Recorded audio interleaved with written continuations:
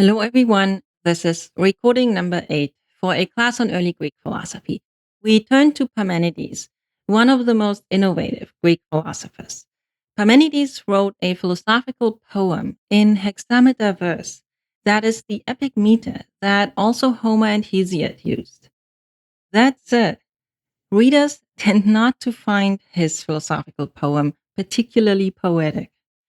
Instead, scholars have spoken of logical argumentation and deductive arguments. And another way you might describe the poem is to say that there is something like conceptual analysis. Parmenides seems to ask what it is for something to be. And then he spells out notions of being and not being and related notions. So, as striking as the upshots then of his analysis are, his mode of exposition is similarly striking and a genuine turning point in Greek philosophy.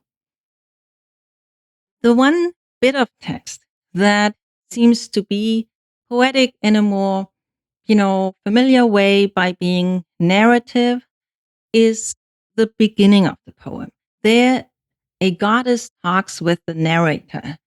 And at the end of this beginning, the goddess says to the narrator that he must learn all things. And all things then turn out to be two ways. One, which scholarship calls the way of truth, and the other, which scholarship calls the way of opinion. And in the words of the goddess, well-rounded truth and the opinions of mortals.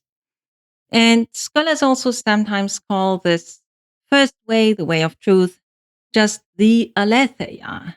Aletheia is the Greek word for truth. And they call the second way sometimes just the doxa. And doxa is the Greek word for opinion. So the material that survives is, much more informative about the way of truth than about the way of opinion. We have quite a bit of the way of truth, and the bit that we have is fairly complete, and it is never easy to arrange exactly what comes first and so on, but there is a lot. And what there is has been incredibly influential. But there is not a lot about the way of opinion. So the way of truth is what shapes people's conceptions of, this is Parmenides' philosophy. And in my intro to ancient philosophy, I did 3 recordings about the way of truth. And I'll just briefly say what they are about because I'm not going to repeat that. So in recording 3.1, I talk about the distinction between being and not being, which is a starting point in the way of truth. In recording 3.2, I talk about the characteristics of being, that being is ungenerated, unwavering, whole, one, and so on.